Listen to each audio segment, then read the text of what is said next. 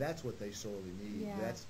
That's what we found out by talking to these guys at the VA and the treatments and in the transition places, is they need to get out. They need to get out of their minds. They need to get out of their house. They need to get out of the VA. And so we've started a program that we're calling Meals for Our Military. I don't even think I've told you about this yet. Yeah, it's a new program that we did a pilot with a national organization called Mellow Mushroom that collected money, ones and twos and fives, and actually one guy threw in 20, and they collected $2,000 in the state of Florida to buy gift cards to send a veteran out for a nice dinner. Oh, so it's been one of our initial visions was to have people to do that, and that's what people don't realize. Like you say, it's just that $20. It's not a lot of money, but that $20 that would buy a gift card to take an injured soldier or even a veteran like from Vietnam, like you said.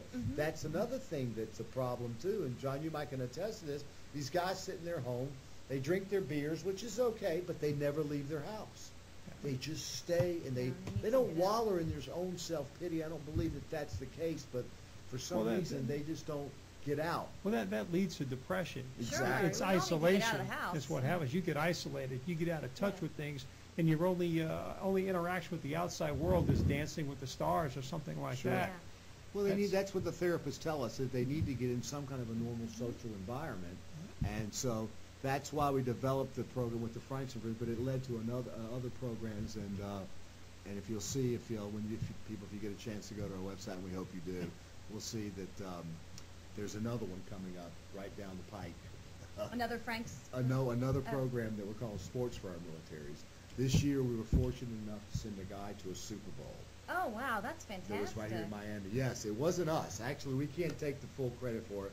It was a guy named Dave in Orlando, and I won't say your last name, Dave, that called us up, and it was an unbelievable scenario. He called us up and said that he had a ticket for a soldier that he won from the lottery. Well, now I knew the NFL had a lottery, but they only have 10,000 tickets. He got the #1 ticket for disabled. They also have 1,000 tickets that they earmark for disabled people because that way they can get an opportunity to come to the game and have the wheelchair access. He won the #1 ticket for the whole lottery because what he put on his application, what are you going to do for the ticket? What are you going to do with the ticket? What are you going to do with that ticket specifically? He says, I am going to take an injured soldier to the game. Oh, wow. So That's now awesome. it just created our initial vision of taking these soldiers out to do things. He went and picked them up in Miami. Come down from Orlando now. Picked them up in Miami, took them to dinner, and took them to the Super Bowl. Where are they? On the field, sitting next to John Travolta. Oh, on the field. And the amazing thing was, to complete the story, was he had never been to an NFL football game live. Never been to a live. And this first game is Super Bowl on the field. I know. It was wild. It's like hitting a home run in your first at bat. Exactly. Yeah, exactly. That's so we were very privileged, and that's what it's all about, folks. Is that you can sit back on your laurels and you can do things and you can talk about doing things, but you have to participate, and that's that to me that's the process. And it's not a lot. It's not something that's so much as a monetary thing, but it's a time thing. To be access to a guy that needs to talk to someone, in another element, in another, not just a soldier, but to talk to a normal person, or they say normal, but an average, ordinary person, so they can talk to them about non-military things. Like what's going on in sports, what's going on in their lives. That's so important to them. So excellent. And so Neil, once again, just to let everybody know, your website is shoppingforsoldiersneeds.org.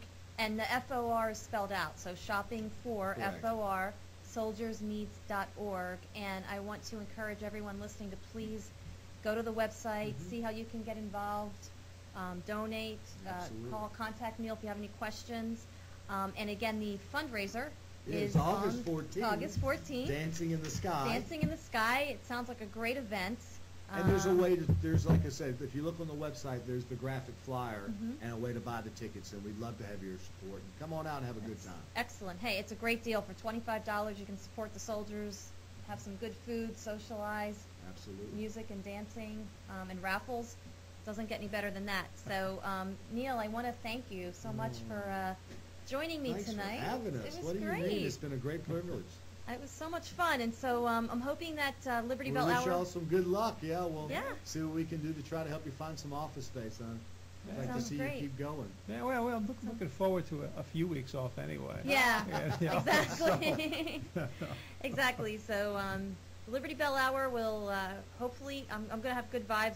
We'll continue on WAFS in August, and I'm going to make that prediction here. And until then, everyone have a great July. Hope you're having a wonderful summer, and we'll catch you next time. Bye God now. bless America. That's right.